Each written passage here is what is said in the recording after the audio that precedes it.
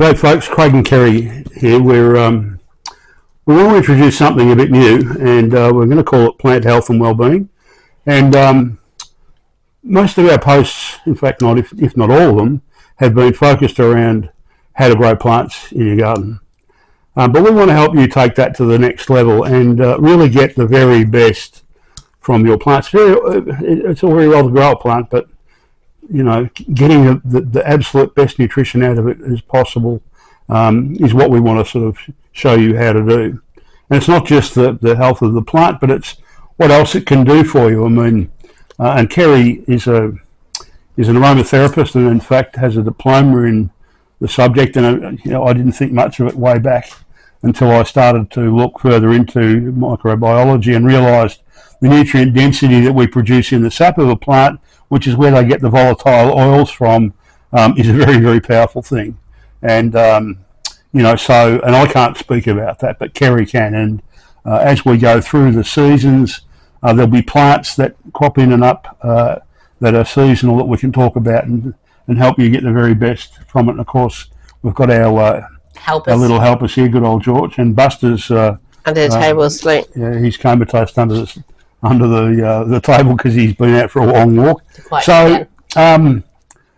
So yeah, that's what it's about. We're going to see if we can't, you know, help you grow what you put in your gardens, but get them to become extremely nutrient dense. So when you consume them, you're getting the absolute very best from them. So, and of course, Kerry can talk about. Well, I'll leave you to explain what your part of this will be. Yeah, look, I've done aromatherapy for over 30 years, but who's counting?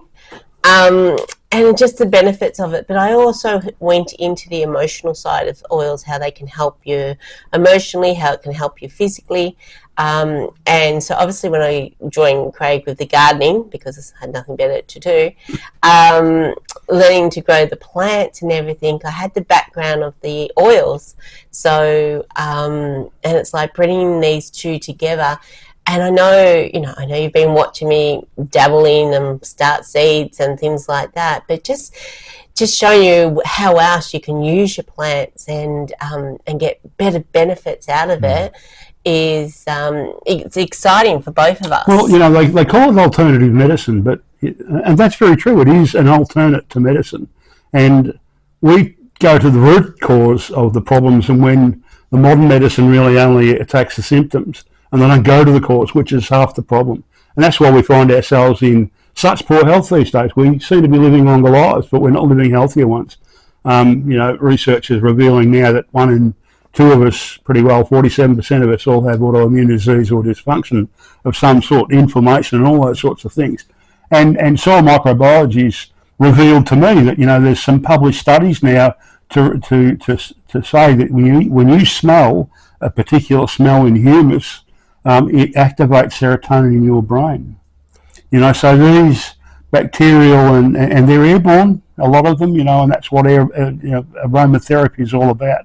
So it's a very, very powerful thing when you understand how it works. And you can use it to your benefit. And I guess not only the aromatherapy side of things, you know, emotionally and physically, but of course when you consume the plants as well, it's vitally important that you're not growing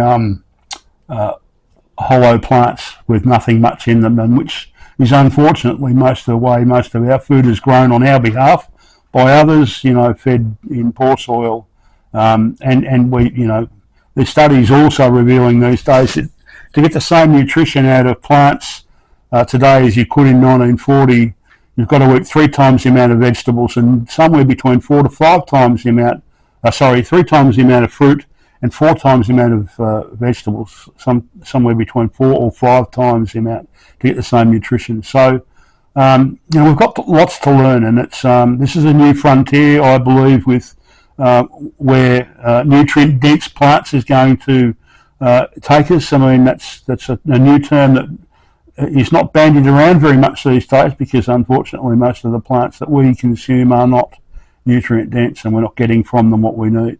So we're going to see if we can't get you to produce those nutrient-dense plants and get the very best from them one way or the other, you know. And if you're not growing them, then there's the alternative of being able to use, you know, some of Kerry's methods to get what you're not growing. So, Yeah. Well, in my world, and Craig thinks I do live in another world sometimes. oh no, not now. Oregano is penicillin to me. So you know, it's a hot oil, but oregano does the same. And when they made medicines way back, all they used was oregano, and it's the chemical makeup of that the pharmaceuticals make to make medicines that we use every day now. But it's just the oregano is a natural version of it. So it'd be interesting to dive in and have a look at all these different plants that we hope to cover over the time. And funnily enough, you know, there's a phrase that was coined many, many years ago, and it's food is medicine. And nothing, that's exactly it. That's it in a nutshell. Food is medicine. From the inside, you know, we're going to look at a more holistic approach to our own health, and we can do that in so many ways. Not only growing your own food, but realising how you can get the very best from what you grow. So, and you never stop learning. No. Like, I'm always learning something every day, and whether it's about a plant, whether it's about an oil, whatever. But you know, I mean, the amount of research that I do, particularly with this new book that I'm writing at the moment, you know, I'm researching every day, and it never ceases to amaze me how much further I delve, how much I realise I still have to learn, and it's such a big topic, you know. Yeah, look, nutrition is. We know very little about it, unfortunately, and well, let's hope that we can change some of that. Yeah. So hopefully we'll have these out on a weekly basis. So stay tuned, and we'll look forward to joining you again on the next one. Bye for now. Bye.